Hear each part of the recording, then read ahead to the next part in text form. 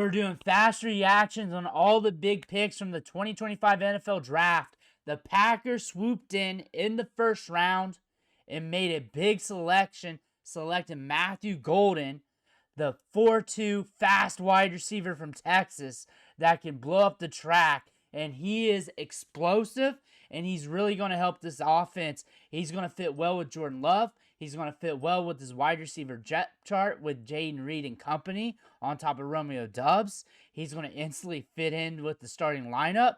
You're looking at Christian Watson as the former deep threat who struggled to be on the field. They ain't going to worry about that as much. And we're looking at Matthew Golden here, who has potential to be a big-time asset in the Packers offense. When I look at him for fantasy football, there's a lot of upside here. There's a lot of upside in this offense as this team likes to move the football. All teams like to move the football, but they can move it at a good pace. They can get it into the red zone, and he could fit well with Jordan Love, especially into year 2. We could see him hit in the back 9 of the season.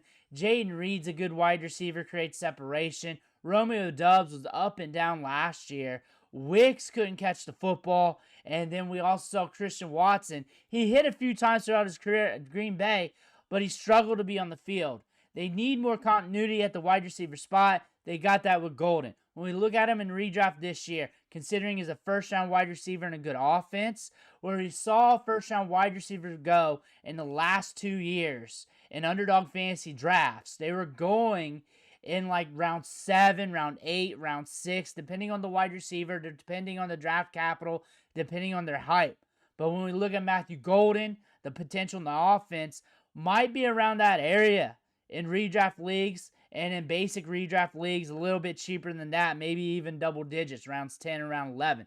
When we look at him in Dynasty Fantasy Football, and I've been saying this in all the videos, it's all about the running backs. It's all about that second round, who comes off the board. Trevion Henderson, Caleb Johnson. We're looking at Quinshon Judkins. Marion Hampton's easily going to be ahead of him due to the premium at the running back position. But you look at Mika Buka, he's got a lot of competition there at wide receiver to shell out with. He's probably going to surpass him.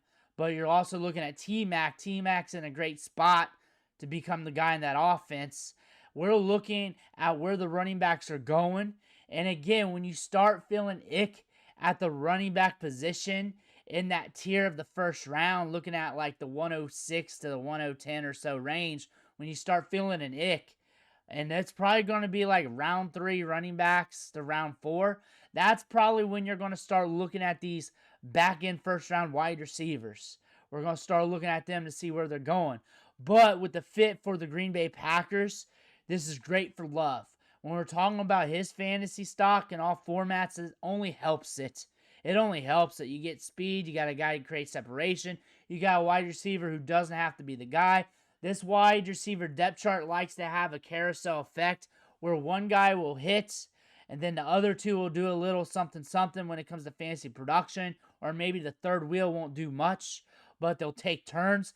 I expect the carousel effect happening week to week. That is something we talk about every year in season. We're predicting games, fantasy production. I expect the carousel effect to remain with the Green Bay Packers. I expect him to have some games where he hits and have some games where he's so-so and some games where he doesn't, because these wide receivers are going to take turns, and that's what we've seen here with the Packers over these last few years.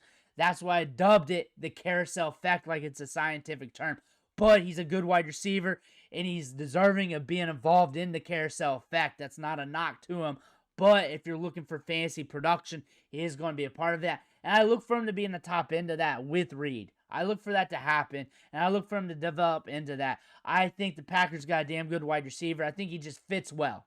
I think he just fits well with what they're going with what they already got in the offense. I think he just fits well with this team. I think he's got a lot of upside there. And I think this is a good selection by the Packers. And I think this is a good fit for him as well. Some other teams, I don't really like him there. But here with the Packers, with what they got with Love, football-wise, I understand. Fantasy-wise, it's going to be up and down a little bit until he stabilizes. Could gel to be more. Carousel effect for sure. For sure. And that's on the low end. He's going to be on the field. He's going to be running a lot of routes. He's going to be getting opportunity. Let me know what you think in the comments below. Make sure to hit that subscribe button on the way out. Thank you for watching. Catch you on the next video.